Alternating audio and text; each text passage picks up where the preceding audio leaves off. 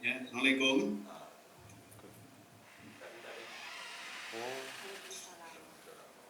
Gimana operator? Bisa kita mulai? Boleh siap. Ya, Siap. bisa kita mulai.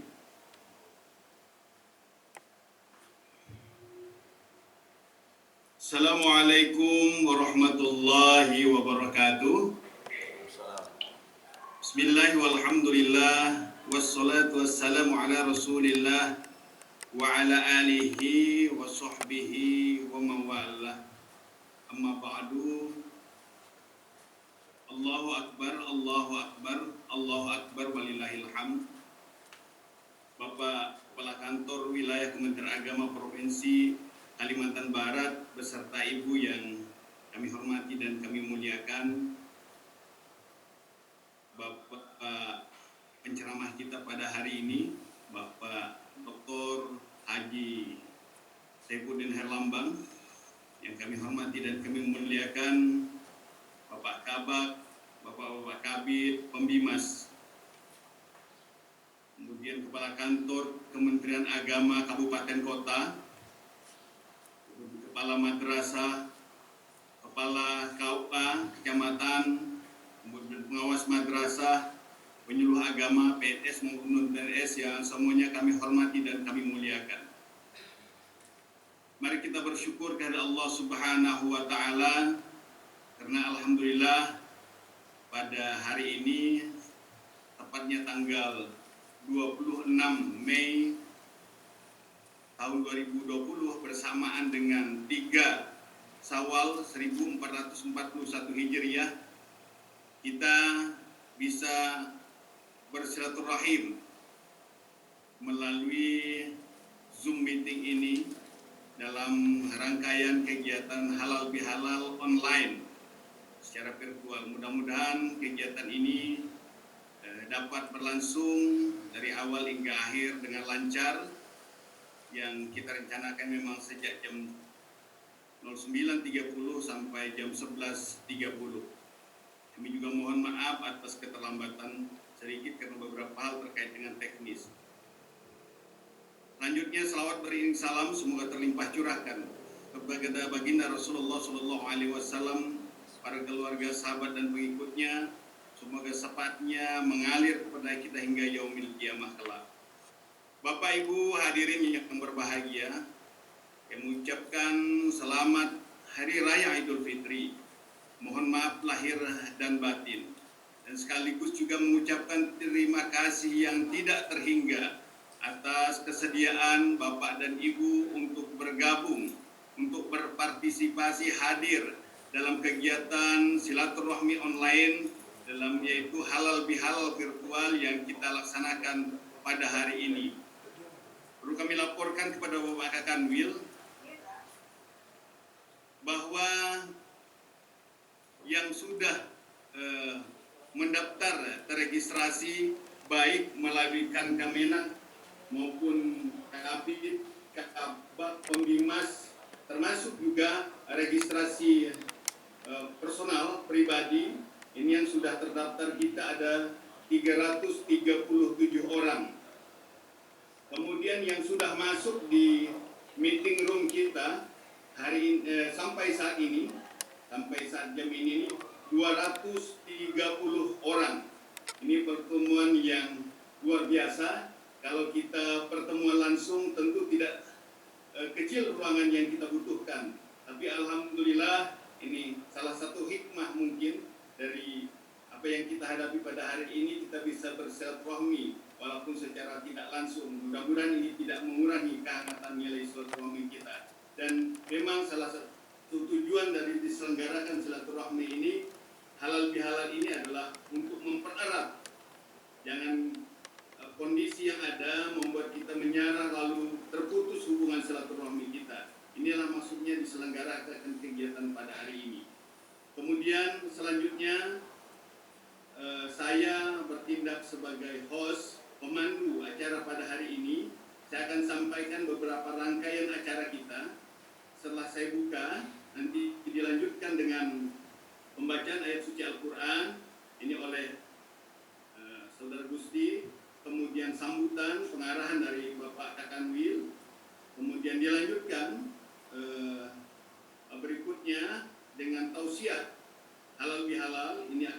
disampaikan oleh Bapak Dr. Haji Saifuddin Herlambang. Beliau adalah Wakil Rektor 2 YN Pontianak.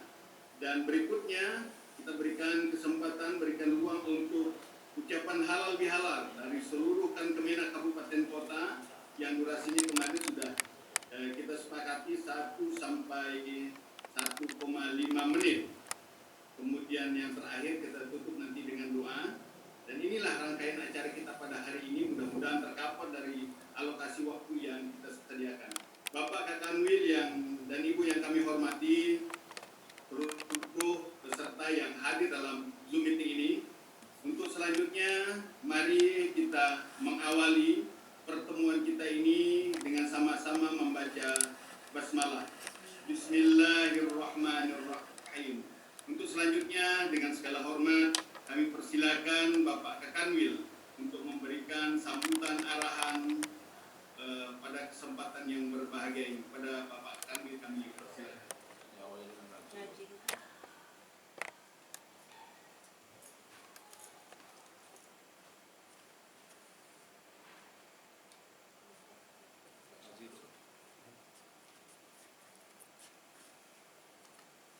Bismillahirrahmanirrahim.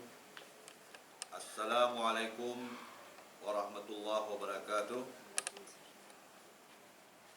Alhamdulillahirabbil alamin. Wassalatu wassalamu ala asyrafil anbiya'i wal mursalin Sayyidina Muhammadin wa ala alihi wa ashabihi ajma'in. Pertama-tama saya ingin mengucapkan rasa hormat saya pada Al-Ustadz Dr. Saifuddin Herlambang yang telah menjadi narasumber kita pada hari ini. Yang saya hormati juga para kabid, para Kemenak, dan saya juga membawa Ketua dan Monita Persatuan Kanwil Kementerian Agama dan seluruh para kasih baik di Kanwil maupun di Kemenak Kabupaten Kota, para Kesubag, para kepala madrasah, Aliyah, Sanawiyah, MI, para kepala KUA, dan seluruh para peserta kegiatan halal bihalal virtual Kanwil Kementerian Agama Provinsi Kalimantan Barat. Pertama-tama marilah kita memanjatkan puji syukur kepada Allah Subhanahu wa taala. Setelah 30 hari kita melaksanakan puasa Ramadan, sampailah kita memperoleh hari kemenangan pada hari ini, merayakan Idul Fitri 1441 Hijriah. Dan dilanjutkan pada hari ini kita bisa bersilaturahim walaupun melalui media telekonferensi seperti atau virtual seperti ini, tapi kita bersyukur kita bisa dapat bertemu secara langsung. Ini suatu keberkahan walaupun dengan secara virtual seperti ini, tapi rasanya seperti dekat semuanya. Kalau dilaksanakan secara terbuka mungkin memerlukan biaya dan sarana yang sangat besar, tapi dengan begini kita bisa laksanakan dengan sangat mudah. Inilah mungkin makna teknologi. Nah, kemudian di samping itu saya juga memberikan apresiasi yang sebesar-besarnya kepada seluruh ASN Kementerian Agama Provinsi Kalimantan Barat. Sekalipun dalam kondisi di tengah darurat COVID-19, seluruh kawan-kawan sudah berkomitmen, berintegritas melaksanakan pelayanan di bidang keagamaan dan memberikan penguatan kepada masyarakat, terutama dalam rangka memberikan pesan-pesan keagamaan dalam rangka pelaksanaan darurat COVID-19, kemudian terutama di bidang pelayanan rumah ibadah, kegiatan keagamaan seperti zakat, wakaf, ya. Kemudian juga pemberian penyuluhan kepada masyarakat sampailah pada kegiatan-kegiatan Ramadan dan kegiatan hari besar keagamaan lainnya. Yang menarik sesungguhnya adalah alhamdulillah apa yang kita berikan kepada masyarakat sampai hari ini kita bersyukur walaupun dinamika muncul di tengah-tengah masyarakat, tetapi dinamika itu dalam tatanan yang konstruktif, hal yang wajar ya. Dan ini tidak lepas dari terus pembinaan dan motivasi yang kita sampaikan. Dan yang tak kalah penting adalah seluruh kawan-kawan di jajaran Kementerian Agama mampu memberikan contoh dan teladan. Apa yang kita sampaikan berkomitmen dengan perilaku kita yang kita wujudkan. Nah ini tentu saja memberikan inspirasi kepada masyarakat. Kemudian di samping itu juga saya bersyukur sampai hari ini alhamdulillah dan mudah-mudahan untuk selanjutnya tidak ada jajaran ASN Kementerian Agama yang terpapar COVID-19 ini. Ya kan? Saya sudah melakukan verifikasi ke seluruh kabupaten kota, walaupun kemarin sempat ada indikasi, yaitu di Kabupaten Kapuas Hulu, yaitu saudara Sam kalau tidak salah, yang dipantau dan ternyata akhirnya negatif. Nah ini suatu yang membirakan kita. Dan tentunya ini menjadi perhatian kepada seluruh kepala satker, Kemenak kabupaten kota untuk terus menggerakkan tim posko peduli COVID-nya untuk memberikan laporan, memberikan pemantauan terhadap ASN kita yang memungkinkan dalam pelayanan bisa menimbulkan terganggunya kesehatan. Nah ini tentu menjadi perhatian kita. Kemudian saya bersyukur juga bahwa pelaksanaan anggaran kita, walaupun kita tahu secara nasional anggaran Kementerian Agama sudah dilakukan revisi anggaran karena untuk mendukung anggaran COVID-19, kalau tidak salah dikurangi sekitar 2,6 triliun termasuklah di wilayah Kalimantan Barat ini. Dan alhamdulillah kemarin sudah dilakukan penyesuaian. Oleh karena itu saya berharap kepada seluruh jajaran untuk segera melaksanakan pelaksanaan anggaran tahun 2020 ini. Kecuali kemarin kalau tidak salah yang anggaran pendidikan yang masih membutuhkan kekurangan tambahan, akan dilakukan verifikasi tambahan lagi untuk menyesuaikan kekurangan tersebut. Nah oleh karena itu pentingnya kita untuk melakukan evaluasi kembali mana saja program-program yang segera dieksekusi. Karena sampai hari ini penyerapan anggaran kita baru mencapai 34,53%. Sementara saat ini kita sudah berada di bulan ke-5, sebentar lagi atau bulan ke-6, mencatat sebenarnya lain sudah berada di posisi semester ke-2 ya kan, atau masuk semester pertama ya, 6 bulan pertama. Nah, sehingga dibutuhkan kita untuk terus memperkuat penyerapan anggaran. Ini pentingnya seluruh satker untuk mengevaluasi mana saja anggaran-anggaran yang perlu kita laksanakan. Tentu memperhatikan betul protokol kesehatan. Jadi dan mendukung terutama kegiatan-kegiatan yang berkaitan dengan COVID-19 ini. Karena dengan adanya wabah COVID-19 ini paling tidak ada 3 hal yang menjadi akibat ataupun efek yang timbulkan. Yang pertama adalah faktor kesehatan, dan yang kedua adalah faktor ekonomi, dan yang ketiga adalah faktor sosial. Nah ini tentu harus menjadi tekad kita semua untuk memutus mata rantai penyebaran virus COVID-19 ini yang sudah dari bulan ke bulan, dari hari ke hari terus mengalami peningkatan yang cukup signifikan. Nah, ini menjadi tantangan kita untuk segera mengatasinya. Bapak Ibu sekalian yang saya hormati, kita tentu ada beberapa hal yang menjadi perhatian kita saat ini adalah pertama bagaimana kita memperkuat kegiatan layanan urusan keagamaan kita. Semua agama itu yang kita dorong, baik menyangkut masalah pembinaan penyuluhan, kegiatan keagamaan, maupun juga menyangkut kerukunan umat beragama, dan termasuk juga kegiatan-kegiatan pendidikan agama dan keagamaan.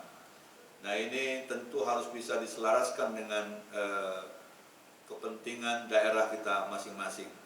Saya juga memberikan apresiasi bahwa seluruh madrasah kita mampu menyelenggarakan kegiatan pelaksanaan penerimaan siswa baru dengan sistem online, karena tantangan jangka pendek ini adalah persiapan penerimaan siswa baru. Dan pastikan seluruh siswa yang tamat di tahun ini sudah memiliki daftar nilai dan ijazah yang seharusnya mereka miliki untuk melanjutkan pendidikan ke jenjang yang lebih tinggi. Lalu yang kedua, pastikan seluruh madrasah negeri kita ini bisa melaksanakan kegiatan penerimaan siswa baru secara online. Hasil pengamatan yang kita pantau di seluruh kabupaten kota, nampaknya hampir seluruh madrasah negeri kita ini sudah melaksanakan penerimaan siswa baru online. Kemudian juga di bidang pelayanan haji, sampai hari ini kita masih menunggu, mudah-mudahan awal Juni ini pemerintah akan mengumumkan secara resmi tentang kepastian, karena ada 3 opsi kemarin itu, yaitu jadi berangkat seluruhnya, yang kedua adalah jadi berangkat tapi 50% saja, yang ketiga adalah tidak jadi sama sekali. Mudah-mudahan awal Juni ini akan segera diumumkan.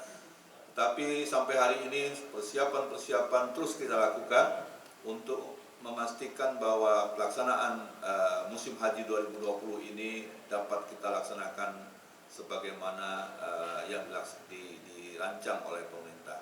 Tetapi teknis akhirnya secara resmi nanti kebijakan berangkat tidaknya kita tunggulah awal Juni ini, mudah-mudahan sudah ada informasi yang pasti yang saat ini ditunggukan oleh masyarakat tentang kepastian pemberangkatan musim haji tahun 2020 ini.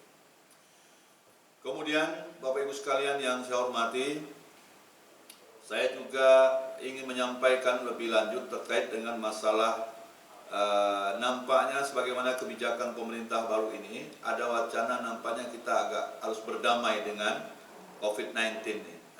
Artinya sudah ada rencana neo normal namanya. Ada wacana kemungkinan kegiatan kerja di rumah ini kan akan berakhir rencananya 29 Mei 2020.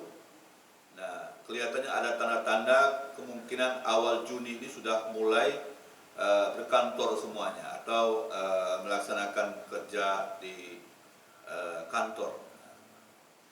Nah, oleh karena itu baru saja kita mendapatkan informasi adanya edaran bahwa pelaksanaan protokol kesehatan untuk kerja di kantor itu perlu memperhatikan 3 hal. Yang pertama adalah memastikan penetapan protokol kesehatan. Artinya di setiap kantor, di tiap unit satker harus memiliki atau mematuhi protokol kesehatannya, memastikan di kantornya ada tempat cuci tangan, kemudian setiap pegawai yang masuk kantor harus menggunakan masker, kemudian dijaga kebersihan kantornya, dan menjaga jarak komunikasi, terutama menyangkut pelayanan. Oleh karena itu saya berharap kepada seluruh para satker, para kemenak, kabupaten kota, kepala madrasah atau juga kepala KUA yang memberikan layanan langsung kepada masyarakat, hendaknya menjaga jarak. Kalau perlu dibuatkan semacam kaca atau yang bisa menjadi penghalang untuk komunikasi, terutama yang berhubungan dengan pelayanan langsung. Ya mungkin bisa dilihat kayak kita ke bank, itu di bagian tellernya itu ada kaca penghubung yang memisahkan komunikasi antara customer dan pelayannya itu, sehingga tidak menimbulkan dampak terhadap penyebaran virus COVID-19 itu. Kemudian juga perlu mengatur posisi duduk di kursi di kantornya masing-masing. Nah ini saya berharap dalam waktu 26, 27, 28 ini mungkin seluruh Satker sudah mulai evaluasi, terutama tim posko kabupaten kota yang kita bentuk, itu sudah bisa mendiskusikan persiapan-persiapan kalau nanti adanya kebijakan oleh Menteri Agama, seluruh ASN kembali bertugas di kantor. Nah ini perlu disikapi dengan sebaiknya. Jadi satu, masalah penetapan protokol kesehatan. Kemudian yang kedua adalah penerapan teknologi informasi dan komunikasi. Nah, tentu kita berharap di era teknologi saat ini seyogyanya ASN dapat meningkatkan kemampuan teknologi informasi dan memanfaatkan juga penggunaan teknologi informasi ini, sehingga dipastikan, usahakan kalau bisa di kantor itu terutama memastikan internetnya, kemudian memastikan juga seluruh ASN memiliki laptop yang bisa berakses internet dan sebagainya. Dan yang tak kalah penting adalah penggunaan akses teknologi informasi ini betul-betul untuk kepentingan pelayanan perkantoran kita. Jadi tidak digunakan hal-hal yang tidak atau bertentangan dari hal seperti itu. Dan diusahakan ke depannya itu, karena di era COVID-19 ini pertemuan-pertemuan yang dikembangkan lebih mengedepankan adalah rapat secara virtual seperti ini atau pertemuan seperti ini. Nah, dengan adanya teknologi Zoom ini ternyata lebih ekonomis, ya kan? Kita bisa mengumpulkan, tadi diinformasikan 300 lebih, tambah lagi yang 200 lebih, ada 500-an nih kelihatannya. Ternyata dengan sangat sederhana saja bisa kita lakukan seperti ini. Nah, cuma kita pastikan bahwa sarana pendukung ini bisa tersedia. Dan yang ketiga adalah penerapan flexible working, yaitu kegiatan mendata kemungkinan nanti mana pekerjaan-pekerjaan kita itu yang bisa dilakukan di kantor, di rumah, atau di mana saja di tempat itu bisa dilakukan. Nah ini tentu membutuhkan memastikan pelayanan terpadu satu pintu kita ini sudah berjalan dengan baik. Bahkan hal-hal tertentu bisa juga kita lakukan komunikasi sehingga nanti dilakukan pendataan mana pegawai-pegawai kita yang mereka secara teknologi dia bisa menyelesaikan pekerjaan-pekerjaannya di rumah dengan baik. Walaupun kalau ditanya, ternyata kawan-kawan itu lebih sepakat, lebih enak rupanya bekerja di kantor. Alasannya sederhana, lebih fokus katanya. Nah ini kita bisa maklumilah semua. Jadi ada 3 hal ini yang menjadi persiapan. Oleh karena itu sekali lagi saya mengajak kepada kita semua untuk memastikan pelayanan-pelayanan kita di kantor ini, kalau perlu dilakukan pertemuan, mempersiapkan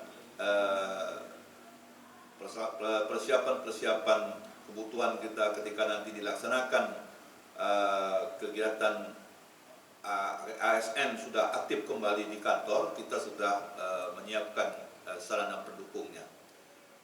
Dan suatu saat kita berharap juga tim posko COVID-19 di seluruh kabupaten kota secara aktif juga memberikan laporan, terutama memastikan seluruh ASN kita ini dalam keadaan sehat dan tidak terpapar oleh COVID-19 ini. Oleh karena itu sekali lagi saya berharap untuk tetap menjaga kesehatan, jaga kantor kita dengan sebaiknya, dan pelayanan kepada masyarakat dapat kita laksanakan dengan sebaik-baiknya. Akhirnya saya bersama Ibu Ketua DWP Kemenak Provinsi Kalimantan Barat mengucapkan mohon maaf lahir dan batin. Mudah-mudahan kita semua diberkahi dan diampuni oleh Allah dan memperoleh keberkahan dari Allah Subhanahu wa taala. Terima kasih. Assalamualaikum warahmatullahi wabarakatuh.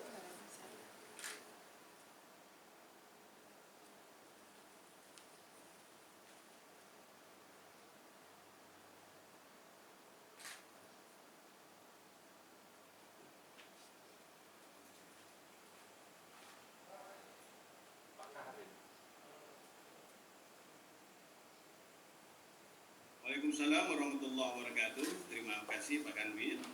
Beberapa buahnya hal yang perlu mungkin kita cermati secara bersama-sama, khususnya dalam menghadapi new normal ini. Berikutnya, sebelum kita dengarkan tausiah dari Bapak Dr. Saifuddin Herlambang, mari kita dengarkan terlebih dahulu alunan ayat suci Al-Quran yang akan disampaikan oleh Saudara Gusti Hijrah. Pada Saudara Gusti Hijrah kami persilakan.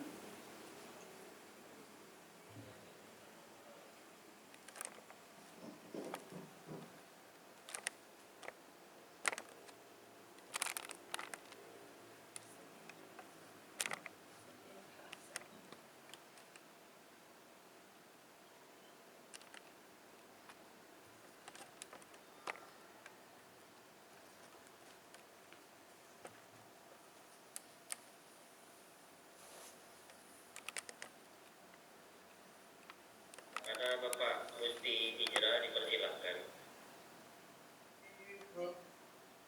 Ya, sudah terhubung Pak Gusti, sudah terkoneksi.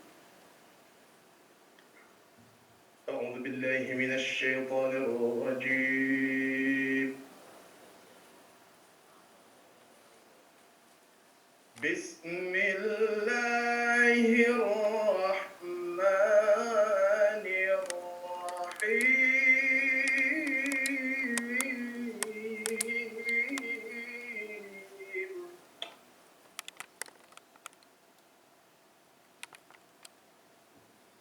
قل لو كان البحر مدادا لكلمات ربي لنفذ البحر قبل أن تنفذ كلمات ربي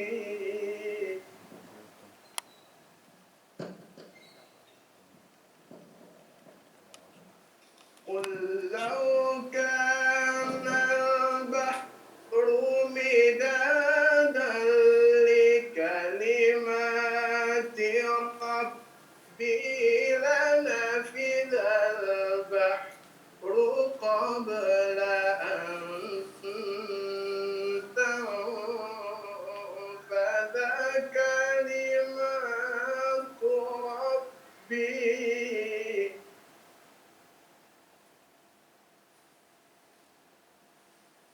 لنفذ البحر قبل أن تنفذ كلمات ربي ولو جئنا بمثله مددا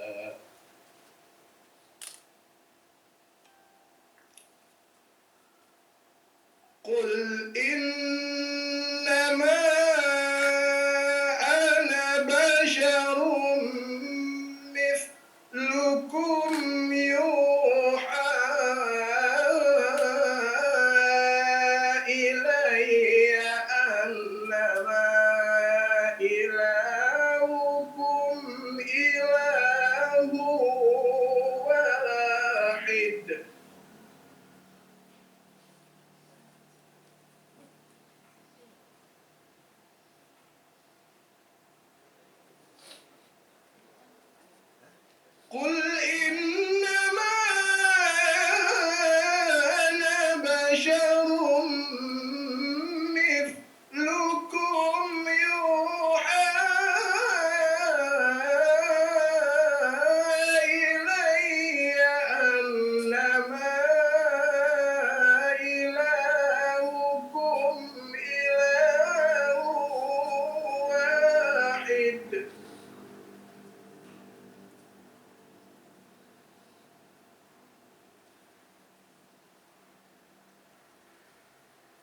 فمن كان يرجو لقاء ربه فليعمل عملا صالحا ولا يشرك بعبادة ربه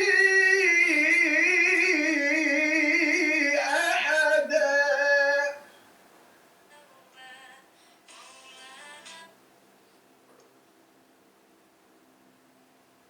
فمن كان يرجو لقاء ربه فليعمل عملا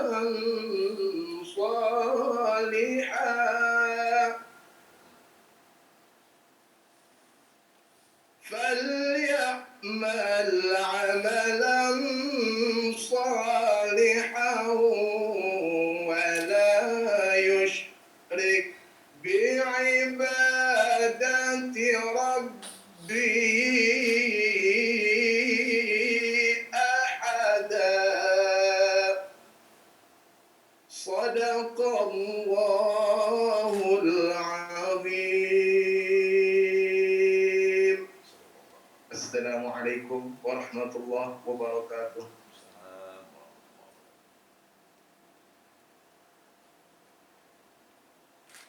Waalaikumsalam warahmatullahi wabarakatuh. Sadaqallahul azim. Demikian ailunan ayat suci Al-Quran yang disampaikan oleh Saudara Mufti Hijrah Saputra. Terima kasih. Semoga menjadi berkah dan rahmat untuk kita semua. Bapak Ibu hadirin yang berbahagia, sampai saat ini kami yang kami hormati, sampai saat ini perlu kami informasikan bahwa yang sudah bergabung di room meeting kita ini berjumlah 273 orang. Ini perlu kami informasikan kepada Bapak penceramah kita bahwa untuk ini yang hadir ini selain pejabat Kanwil Kementerian Agama Eselon 3, termasuk juga kabupaten kota, juga pejabat Eselon 4, kepala madrasah, kepala koa, dan penyuluh agama. Kemudian ini juga disiarkan secara live streaming melalui Facebook, Kanwil Kementerian Agama, dan YouTube. Itu mungkin yang tidak sempat tergabung, kiranya bisa menyaksikan melalui kedua channel itu.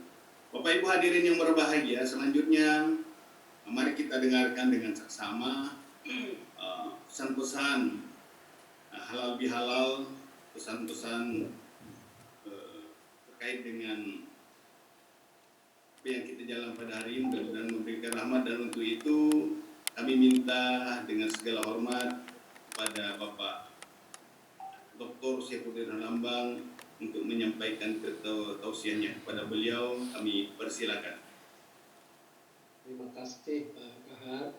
Bismillahirrahmanirrahim. Assalamualaikum warahmatullahi wabarakatuh.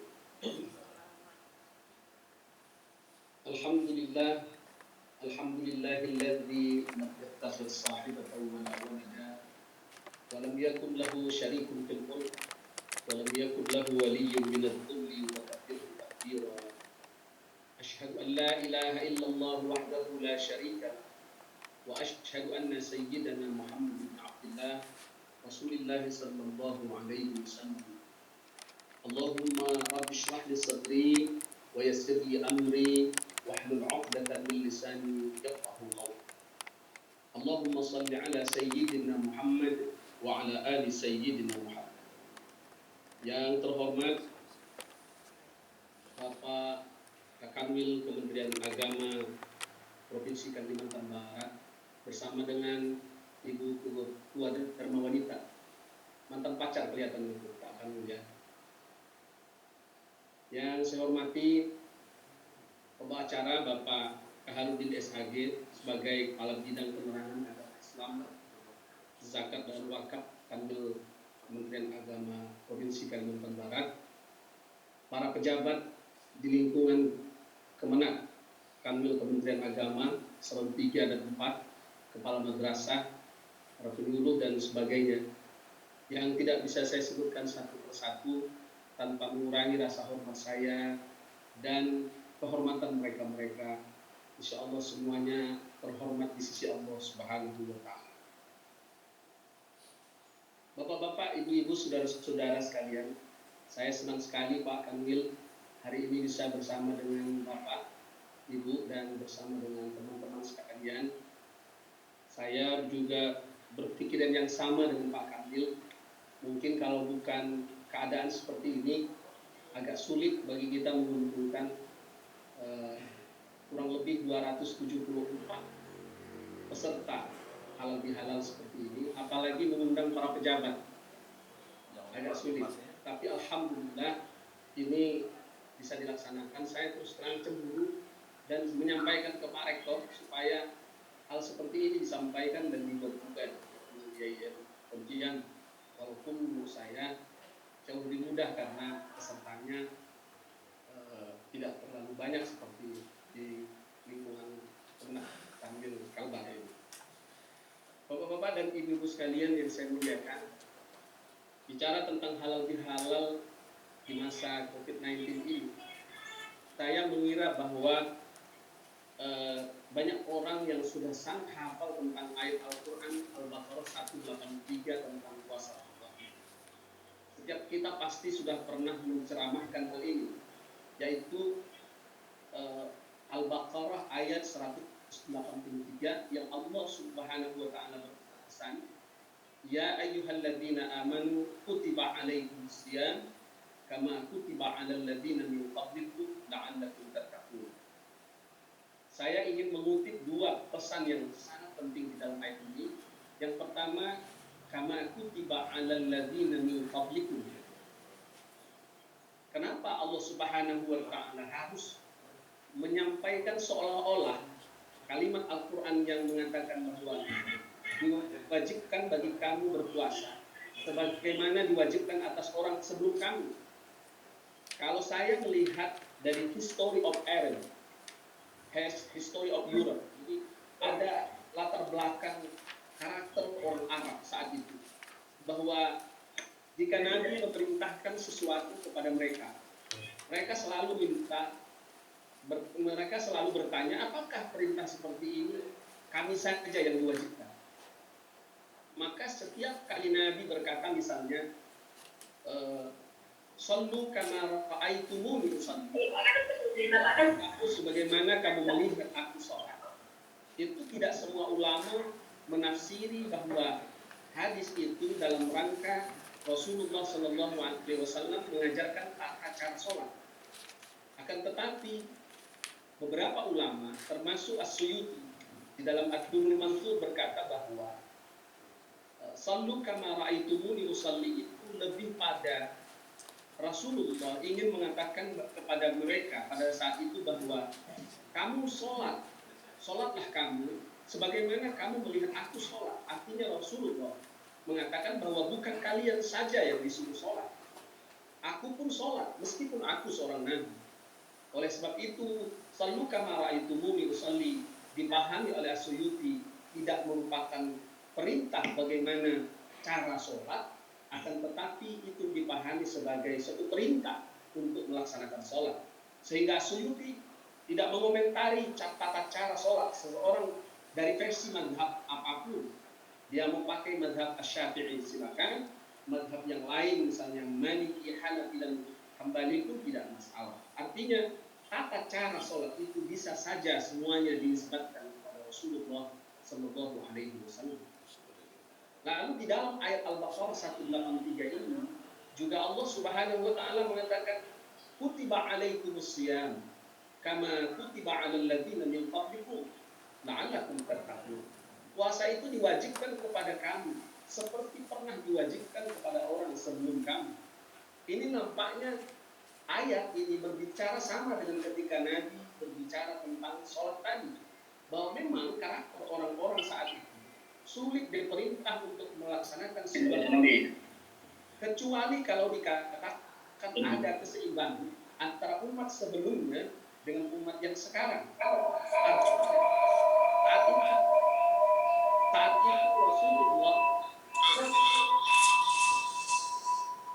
Saat itu Rasulullah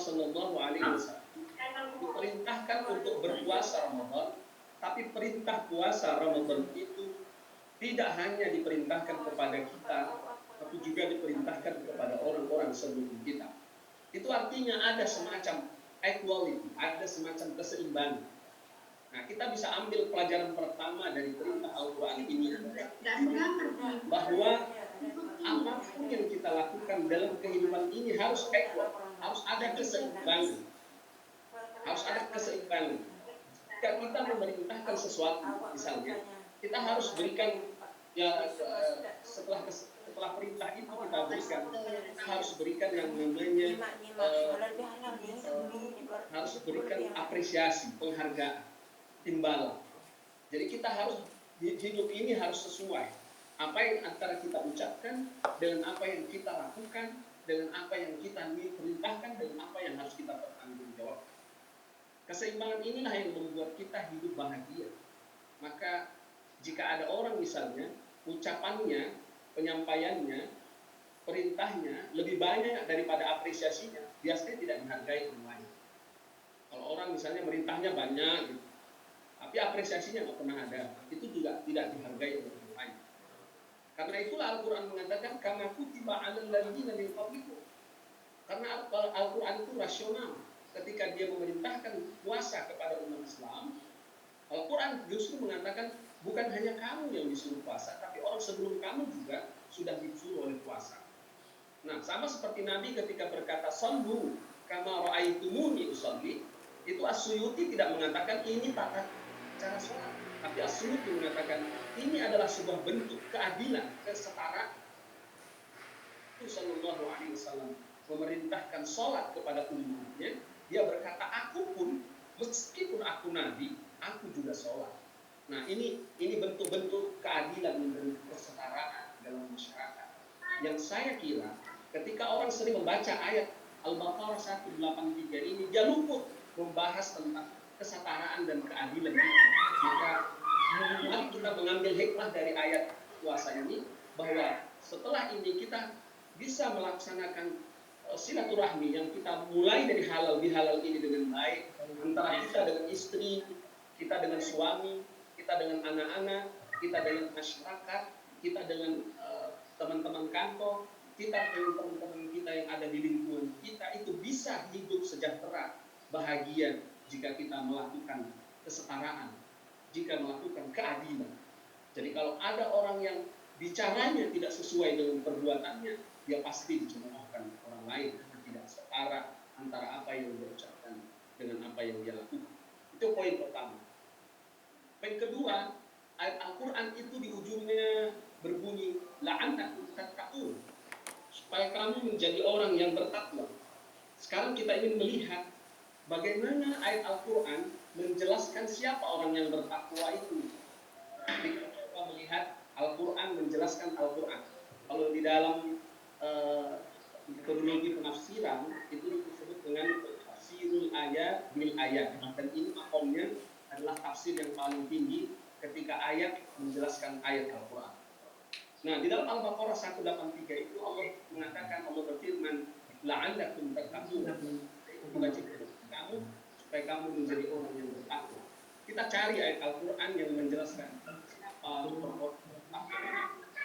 dalam surah Ali Imran ayat 183 dan 184, Allah Subhanahu wa taala menjelaskan karakteristik dan kriteria Allah bertakwa. Pertama, a'udzubillahi minasyaitonir rajim. Bismillahirrahmanirrahim. Wasari'u ila maghfiratin min rabbikum wa jannatin 'arduha as-samawati wal ardh u'iddat lil muttaqin. Ternyata ada surga yang disiapkan oleh Allah yang kita harus bersegera meraih. Surga itu adalah tempat orang-orang yang bertakwa. Siapa orang yang bertakwa itu? Menurut Al-Quran, Allah Subhanahu wa taala menjelaskan di ayat selanjutnya, alladzina yunfiquna fis-sarra. Yang pertama adalah mereka yang bisa bersedekah, bisa berbuat, bisa menolong orang lain, bisa berkontribusi terhadap orang lain dalam kebaikan, dalam keadaan susah maupun senang. Nah, ini juga merupakan bahagian dari keseimbangan. Ada orang yang berbuat baik ke kita, ketika kita berbuat baik kepadanya, itu biasa. baik ke kita, ketika dia baik ke kita, kita baik ke dia. Itu biasa. Sama seperti ini, ibu-ibu tuh sering saya dengar teleponan gitu ya. Halo, aku minta maaf ya gitu. Terus saya tanya, kadang-kadang ke istri saya tanya, Dek, kamu telepon siapa? Temen aku lah katanya. Teman kamu yang mana yang pernah musuhan sama kamu kan? Oh enggak, itu teman baikku yang hari-hari bersamaku. Misal, saya bilang sebenarnya substansi dari meminta maaf itu bukan kepada orang yang sudah baik hubungannya dengan kita. Sama dengan ketika kita menolong orang, kita memberi sesuatu kepada orang. Itu bukan kepada orang yang ketika kita senang saja. Jadi ketika kita senang, kita menolong, wajar itu. Tapi bisa enggak kita sebagai umat ini menolong orang lain dalam keadaan susah maupun senang? Nah, ini yang susah. Konsistensi itu yang sulit. Saya kira kalau orang lagi senang banyak duit, nolong orang sih gampang. Tapi dalam keadaan sulit seperti COVID-19 ini, banyak orang yang sedang kesulitan. Cash flow-nya lagi shutdown, lagi rendah, lagi tutup, nggak bisa. Tapi dalam keadaan seperti ini kita bisa nggak menolong orang lain? Maka Al-Quran mengatakan orang yang bertakwa itu adalah orang yang seimbang antara dia berbuat baik kepada orang lain dalam keadaan susah maupun senang. Susah juga bisa nolong, apalagi dalam keadaan dia senang. Ini yang pertama. Yang kedua, wal kazimin al-ghaiz. Ada orang yang bisa menahan marah ketika dia dipancing kemarahan. Ini sulit sekali.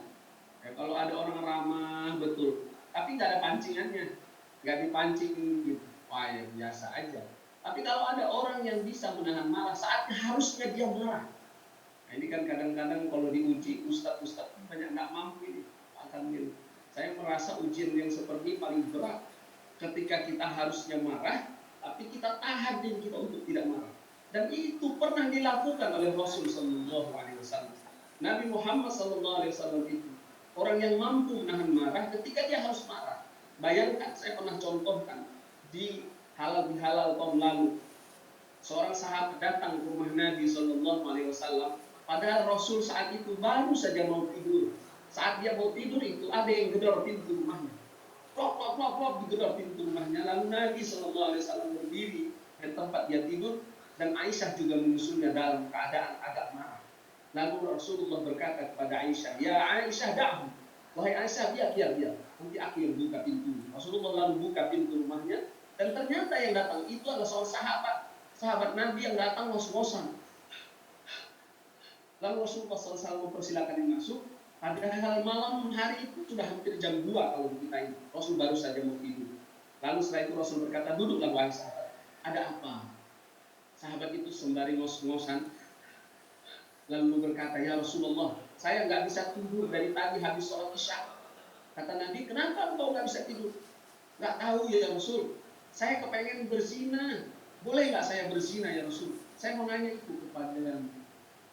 Bayangkan, Rasulullah dibangunkan juga pada saat mau tidur. Tapi begitu ditanya ada apa, dia cuma mau bertanya kepada Rasul, ya Rasul saya mau bertanya, saya boleh berzina nggak?